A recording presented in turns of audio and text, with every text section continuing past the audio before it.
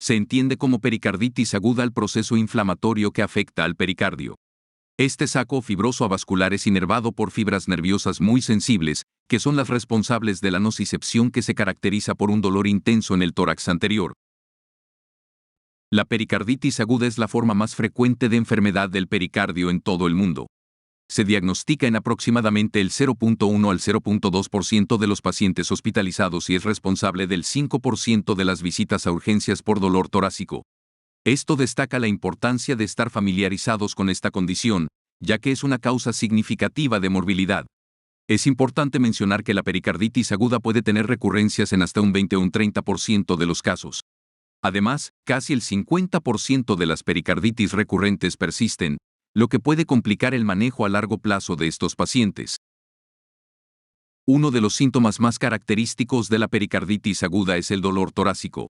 Este dolor suele ser agudo y pleurítico, lo que significa que se intensifica con la respiración profunda o la tos. Además, es posicional. Típicamente mejora cuando el paciente se sienta e inclina hacia adelante, y empeora al acostarse boca arriba. Otro hallazgo clínico clave es el roce pericárdico.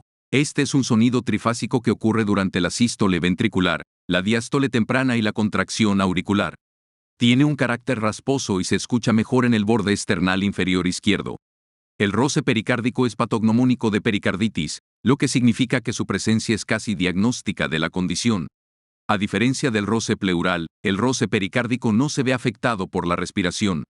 En algunos casos, puede desarrollarse un derrame pericárdico, que es la acumulación de líquido en el espacio pericárdico.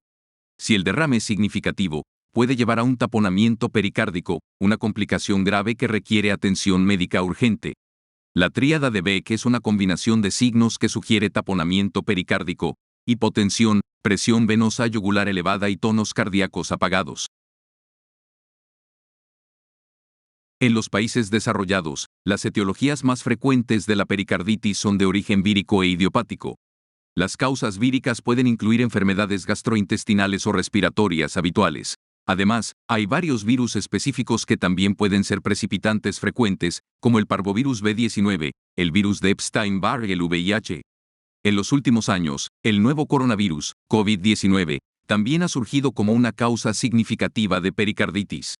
En contraste, en los países en desarrollo, la tuberculosis es la causa predominante de pericarditis, representando entre el 80 y el 90% de los casos.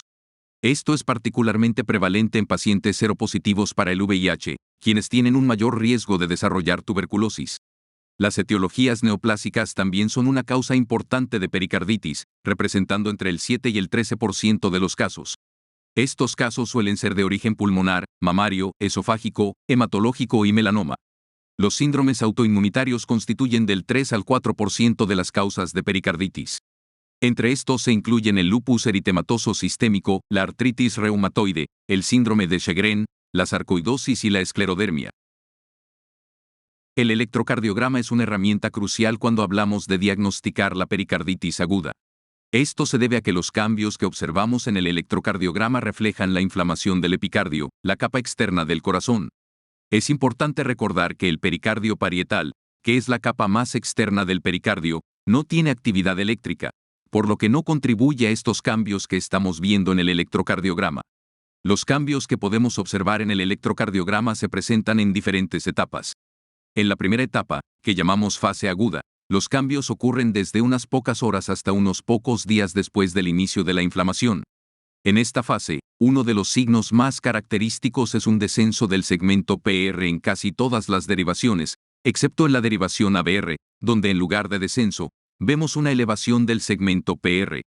Además, es muy característico ver elevaciones cóncavas y difusas del segmento ST, lo cual es uno de los hallazgos más distintivos en esta etapa inicial de la pericarditis aguda. Luego, entramos en la segunda etapa, que ocurre durante la primera semana de la enfermedad. Aquí, los segmentos PR y ST comienzan a regresar a la línea de base, es decir, se normalizan en el electrocardiograma. En la tercera etapa, vemos algo interesante. Hay una inversión de la onda T en las derivaciones que anteriormente mostraban la elevación del segmento ST. Este cambio nos indica que la inflamación está progresando y que el epicardio, la capa inflamada, está en proceso de recuperación. Finalmente, en la cuarta etapa, el electrocardiograma puede mostrar una normalización completa, es decir, todo vuelve a ser como era antes de la inflamación, o bien puede haber una persistencia de las inversiones de la onda T en algunas derivaciones por un tiempo indefinido. El ecocardiograma es fundamental en la evaluación de pacientes con pericarditis por varias razones clave. Primero, permite detectar la presencia de un derrame pericárdico, que ocurre en aproximadamente el 50 a 60% de los casos de pericarditis aguda. Además, ayuda a excluir un infarto de miocardio con elevación del segmento ST, ya que en la pericarditis no hay alteraciones en el movimiento de las paredes del corazón. El ecocardiograma también es crucial para diagnosticar complicaciones graves como la pericarditis constrictiva y el taponamiento pericárdico. La pericarditis constrictiva se caracteriza por el engrosamiento y rigidez del pericardio, limitando el llenado diastólico del corazón. El taponamiento pericárdico ocurre cuando el derrame es tan grande que comprime el corazón, impidiendo su función normal. Por último, el ecocardiograma es esencial para guiar la pericardiocentesis, el procedimiento para drenar el líquido del pericardio, que es crucial en casos de derrames significativos o taponamiento pericárdico. La radiografía de tórax es una herramienta útil en la evaluación inicial de los pacientes con sospecha de pericarditis. Se utiliza principalmente para descartar otras alteraciones del mediastino o de los campos pulmonares que puedan estar contribuyendo a los síntomas del paciente. En casos de derrame pericárdico, la radiografía de tórax puede revelar una silueta cardíaca agrandada cuando hay una acumulación de más de 200 mililitros de líquido en el espacio pericárdico. Esta imagen agrandada del corazón es una indicación de que puede haber una cantidad significativa de líquido presente, lo que requiere una evaluación más detallada con un ecocardiograma. Además, en la pericarditis constrictiva crónica, la radiografía de tórax puede mostrar calcificaciones alrededor del corazón. Estas calcificaciones son una señal de que el pericardio se ha vuelto rígido y engrosado, lo cual limita la capacidad del corazón para llenarse adecuadamente durante la diástole. Las pruebas de laboratorio son fundamentales para entender la gravedad de la inflamación y la enfermedad en los pacientes con pericarditis. Estas pruebas nos ayudan a guiar tanto el diagnóstico como el tratamiento de manera más precisa. Primero, hablemos de los marcadores inflamatorios. Estos son cruciales para determinar el nivel de inflamación en el cuerpo. Por ejemplo, la velocidad de sedimentación globular, o BSG, cuando está elevada, nos indica que hay inflamación en el cuerpo. La proteína C reactiva es otro marcador importante. Es muy sensible y también se eleva en casos de pericarditis. También debemos realizar un hemograma completo con recuento diferencial. Esta prueba nos ayuda a evaluar si hay una infección o inflamación y nos da una mejor idea del estado inmunológico del paciente. No podemos olvidar los biomarcadores cardíacos, como las troponinas T y niveles elevados de troponinas pueden indicar una lesión del músculo cardíaco. Esto es crucial porque nos ayuda a diferenciar la pericarditis de otras condiciones, como un infarto de miocardio, que también puede presentar dolor en el pecho y otros síntomas similares. Por último, es importante realizar un perfil metabólico básico. Este conjunto de pruebas evalúa la función renal y los electrolitos, y nos da una visión general del estado metabólico del paciente. Esto nos ayuda a identificar posibles complicaciones o factores que podrían estar contribuyendo a la pericarditis. Además de las pruebas de laboratorio iniciales, hay ciertos estudios adicionales que podemos necesitar para identificar causas específicas de la pericarditis. Por ejemplo, realizar una prueba de VIH puede ser importante, especialmente en pacientes con factores de riesgo en áreas con alta prevalencia. El VIH puede predisponer a infecciones como la tuberculosis, que es una causa común de pericarditis en países en desarrollo. También tenemos la prueba de tuberculina, que es esencial para detectar tuberculosis latente o activa. La tuberculosis es una causa significativa de pericarditis en regiones con alta incidencia de la enfermedad. Las pruebas para anticuerpos antinucleares y el factor reumatoide nos ayudan a identificar enfermedades autoinmunitarias como el lupus eritematoso sistémico y la artritis reumatoide, que también pueden causar pericarditis. Evaluar la función tiroidea con la prueba de la hormona estimulante de la tiroides es importante. Tanto el hipotiroidismo como el hipertiroidismo pueden asociarse con pericarditis. Es importante señalar que los estudios víricos de rutina no están indicados en la mayoría de los casos de pericarditis, ya que suelen tener un bajo rendimiento diagnóstico. Identificar específicamente el virus responsable rara vez cambia el manejo clínico, a menos que haya una sospecha fuerte de una infección viral específica que requiera tratamiento dirigido. La pericardiocentesis está indicada en varias situaciones clínicas donde el manejo conservador no es suficiente o hay complicaciones potenciales. Primero, si tenemos un derrame pericárdico de moderado a grande que está causando síntomas o que no responde al tratamiento médico, necesitamos considerar la pericardiocentesis. En estos casos, la acumulación de líquido puede comprometer la función cardíaca, y drenar ese líquido puede mejorar la condición del paciente significativamente. Otra indicación importante es la sospecha de un proceso neoplásico, bacteriano o tuberculoso. Si creemos que el derrame pericárdico es causado por cáncer, una infección bacteriana o tuberculosis, realizar una pericardiocentesis no solo alivia el taponamiento cardíaco, sino que también nos permite obtener una muestra del líquido para análisis diagnóstico. Esto puede ser crucial para identificar la causa subyacente y guiar el tratamiento adecuado. Por último, en casos de pericarditis constrictiva o exudativa constrictiva, donde el líquido acumulado y el engrosamiento del pericardio limitan el llenado del corazón, la pericardiocentesis puede ser necesaria para aliviar los síntomas y realizar un diagnóstico más preciso. La pericardiocentesis tiene tanto fines diagnósticos como terapéuticos. Aunque el objetivo principal puede ser aliviar el taponamiento pericárdico, el análisis del líquido pericárdico obtenido es crucial para identificar la causa subyacente del derrame. Para obtener información diagnóstica importante, debemos analizar el líquido pericárdico en varios parámetros. Por ejemplo, la presencia de eritrocitos puede sugerir una hemorragia, que podría ser secundaria a trauma, neoplasia o tuberculosis. Un recuento elevado de leucocitos indica inflamación o infección, ayudándonos a diferenciar entre causas infecciosas y no infecciosas del derrame. Realizamos una tinción de Gram y un cultivo para identificar posibles agentes patógenos bacterianos responsables del derrame. La tinción de Gram proporciona una orientación preliminar, mientras que el cultivo permite la identificación definitiva del microorganismo. La citología se utiliza para examinar células en el líquido pericárdico y detectar células malignas, lo cual puede indicar un proceso neoplásico. También medimos la glucosa en el líquido pericárdico, ya que su concentración puede estar disminuida en infecciones bacterianas o tuberculosis. El pH del líquido puede ayudar a identificar la naturaleza del derrame. Un pH bajo puede estar asociado con procesos infecciosos o malignos. Los niveles elevados de lactato deshidrogenasa pueden indicar inflamación, infección o malignidad, mientras que el nivel de proteínas ayuda a diferenciar entre causas exudativas y trasudativas del derrame. En casos seleccionados, podemos realizar pruebas adicionales dependiendo de la sospecha clínica. Por ejemplo, la medición de triglicéridos es útil para diagnosticar un quilopericardio, una condición donde el líquido pericárdico contiene kilomicrones, generalmente secundario a una obstrucción del ducto torácico. La adenosina desaminasa es útil en el diagnóstico de tuberculosis pericárdica, ya que niveles elevados de ADA en el líquido pericárdico son indicativos de infección tuberculosa. Finalmente, la reacción en cadena de la polimerasa puede detectar material genético de Mycobacterium tuberculosis, proporcionando una prueba más específica para tuberculosis. Vamos a hablar del tratamiento de la pericarditis y los criterios para determinar la necesidad de ingreso hospitalario y seguimiento adecuado. Primero, es importante notar que con un tratamiento adecuado, la resolución completa del dolor y otros síntomas suele lograrse en el 70 al 90% de los casos dentro de las primeras 3 semanas. Esto muestra la efectividad de las estrategias terapéuticas iniciales y el buen pronóstico en muchos casos. Sin embargo, hay ciertas características de alto riesgo o mal pronóstico que requieren un ingreso hospitalario. Por ejemplo, la fiebre superior a 38 grados Celsius puede indicar una infección o inflamación más grave, que necesita un monitoreo más cercano y posiblemente un tratamiento más intensivo.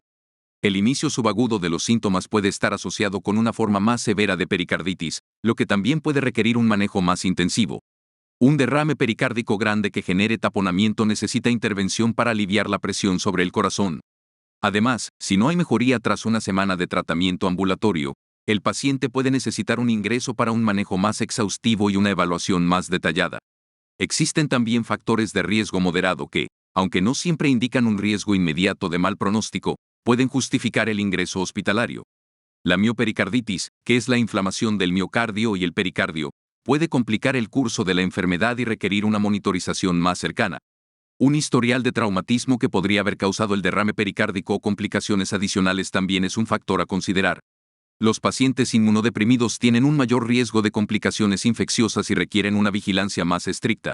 El tratamiento con anticoagulantes orales puede aumentar el riesgo de hemorragia en el espacio pericárdico, complicando el manejo de la pericarditis. En estos casos, una monitorización cercana es esencial para prevenir complicaciones graves. Vamos a abordar las complicaciones que pueden surgir después de un episodio inicial de pericarditis aguda. específicamente la pericarditis recurrente y la pericarditis incesante. Primero, hablemos de la pericarditis recurrente. Esta se define como la aparición de nuevos episodios de pericarditis después de un intervalo sin síntomas, que suele ser de 4 a 6 semanas tras el episodio inicial. Es importante tener en cuenta que la incidencia de pericarditis recurrente está entre el 10 y el 15% de los casos. Sin embargo, este porcentaje puede aumentar notablemente, hasta un 50%, en pacientes que no reciben tratamiento con colchicina. La colchicina es un fármaco conocido por reducir el riesgo de recurrencias. La pericarditis recurrente puede ser dolorosa y requiere un enfoque terapéutico adicional para controlar estos episodios recurrentes y minimizar su impacto en la calidad de vida del paciente. Ahora, pasemos a la pericarditis incesante. Esta se define como una pericarditis que persiste sin remisión durante un periodo de más de 4 a 6 semanas pero menos de 3 meses. En este caso, los síntomas no se resuelven completamente y la inflamación del pericardio continúa durante un tiempo prolongado. Esto puede complicar el manejo y el pronóstico de la enfermedad. La pericarditis incesante es un desafío porque los síntomas persistentes pueden afectar de manera significativa la calidad de vida del paciente y pueden requerir ajustes en el tratamiento para controlar la inflamación de manera más efectiva. Finalmente, abordemos la pericarditis crónica. Esta se refiere a una pericarditis que dura más de 3 meses. Puede ser el resultado de una pericarditis incesante que no responde adecuadamente al tratamiento o puede desarrollarse de nuevo en algunos pacientes. La pericarditis crónica puede causar daño persistente al pericardio y, por lo tanto, requiere estrategias de manejo a largo plazo. Es fundamental realizar una evaluación más profunda para identificar y tratar posibles causas subyacentes, ya que el tratamiento de la pericarditis crónica puede ser más complejo y prolongado. En cuanto al manejo no farmacológico de la pericarditis, hay varias recomendaciones clave que deben tenerse en cuenta para garantizar una recuperación adecuada y prevenir complicaciones. Primero, la actividad física debe estar restringida hasta que el dolor haya desaparecido completamente y hasta que los marcadores inflamatorios, el electrocardiograma y el ecocardiograma hayan vuelto a la normalidad. Esto es crucial porque la actividad física podría empeorar la inflamación y retrasar la recuperación. Para los atletas, la recomendación es evitar la actividad competitiva durante al menos 3 meses. La razón es que el ejercicio intenso, especialmente cuando la frecuencia cardíaca supera los 100 latidos por minuto, puede aumentar la tensión en el pericardio y agravar la inflamación. Si hay afectación miocárdica, como lo indican niveles positivos de troponinas, la recomendación es más estricta. Se debe evitar el ejercicio deportivo durante al menos 6 meses. Esto permite al miocardio recuperarse adecuadamente y reducir el riesgo de complicaciones. Es fundamental también educar a los pacientes sobre los signos de alarma que podrían indicar complicaciones. Por ejemplo, deben estar atentos a síntomas que sugieran taponamiento cardíaco, como dificultad para respirar, hipotensión o hinchazón en las venas del cuello. También deben estar informados sobre la posibilidad de pericarditis recurrente, que puede ocurrir en hasta un tercio de los pacientes con un primer episodio. La reaparición del dolor torácico o síntomas similares deben ser evaluados de inmediato. Finalmente, los pacientes deben ser conscientes de los signos de pericarditis constrictiva crónica, como dificultad para respirar y fatiga persistente, que requieren una atención continua. Vamos a revisar cómo tratamos la pericarditis, centrándonos en el uso de medicamentos antiinflamatorios.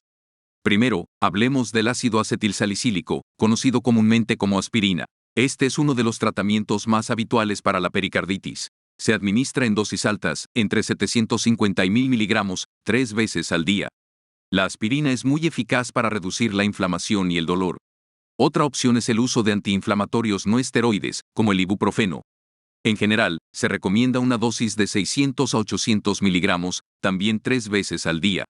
Este medicamento es bastante común y ayuda a aliviar los síntomas de la pericarditis. La indometacina es otra alternativa que podemos utilizar. Se administra en una dosis de 50 miligramos, 3 veces al día. Al igual que el ibuprofeno, la indometacina es útil para reducir la inflamación. El tratamiento con estos antiinflamatorios no esteroides suele durar entre 1 y 2 semanas. Sin embargo, es fundamental proteger el estómago, ya que estos medicamentos pueden causar úlceras o problemas gástricos. Por ello, siempre debemos administrar un inhibidor de la bomba de protones junto con los antiinflamatorios. Medicamentos como el omeprazol ayudan a reducir la acidez y protegen el revestimiento del estómago. Es importante tener en cuenta que hay ciertas situaciones en las que debemos ser cautelosos con el uso de antiinflamatorios no esteroides. En pacientes que han tenido un infarto de miocardio reciente, Estos medicamentos pueden no ser la mejor opción, ya que pueden interferir con la recuperación. Lo mismo aplica a pacientes con insuficiencia cardíaca congestiva, ya que los antiinflamatorios pueden empeorar su condición. Además, debemos evitarlos en pacientes con insuficiencia renal aguda o con antecedentes de hemorragia digestiva alta, ya que estos medicamentos pueden aumentar el riesgo de complicaciones. Cuando tratamos la pericarditis, además de los antiinflamatorios, la colchicina juega un papel importante. La dosis recomendada de colchicina depende del peso del paciente. Si el paciente pesa menos de 70 kilogramos, la dosis es de 0.5 a 0.6 miligramos una vez al día. Para pacientes que pesan más de 70 kilogramos, la dosis se ajusta a 0.5 a 0.6 miligramos 2 veces al día. Este tratamiento se recomienda durante un periodo de 3 meses. Las pruebas actuales han mostrado que la colchicina es efectiva no solo para aliviar los síntomas, sino también para prevenir la recurrencia de la pericarditis. En el manejo de la pericarditis, los corticoides deben considerarse solo como una opción de segunda línea. Los corticoides se suelen utilizar en casos de pericarditis recurrente que no responden a los tratamientos iniciales. También se prescriben en circunstancias especiales, como cuando el paciente tiene una enfermedad reumatológica establecida, insuficiencia renal, o si existen otras contraindicaciones para el uso de AINES o colchicina. Sin embargo, es importante tener en cuenta que los corticoides pueden asociarse con efectos adversos graves. Esto incluye un mayor riesgo de hospitalizaciones y una tasa elevada de recurrencia de la pericarditis. Por estas razones, su uso debe ser cuidadosamente evaluado y monitoreado. Es crucial tratar la causa específica para lograr una solución efectiva. Veamos cómo abordamos diferentes escenarios. Primero, si estamos tratando una pericarditis bacteriana purulenta, debemos enfocarnos en eliminar la infección. Esto implica el uso de antibióticos sistémicos para combatir las bacterias. Además, a menudo necesitamos realizar un drenaje del pericardio para eliminar el pus que se ha acumulado. Esto no solo alivia los síntomas, sino que también previene complicaciones graves como el taponamiento. En el caso de la pericarditis asociada con enfermedades del colágeno vascular, como el lupus o la artritis reumatoide, el tratamiento principal son los corticoides. La prednisona es la opción más común aquí. Ayuda a reducir la inflamación y a controlar la actividad de la enfermedad subyacente. Para la pericarditis tuberculosa, el tratamiento es más complejo. Utilizamos una combinación de antibióticos específicos para la tuberculosis. Comenzamos con rifampicina, isoniazida, piracinamida y etambutol durante 2 meses. Luego, continuamos con isoniazida y rifampicina durante otros 6 meses. La isoniazida es particularmente eficaz porque penetra bien en el espacio pericárdico, ayudando a erradicar la infección allí. Cuando el derrame pericárdico está relacionado con problemas de tiroides, el tratamiento consiste en el aporte de hormonas tiroideas. Esto ayuda a corregir el desequilibrio hormonal y a resolver el derrame. Finalmente, en la pericarditis urémica, que ocurre en pacientes con insuficiencia renal, la solución principal es la diálisis.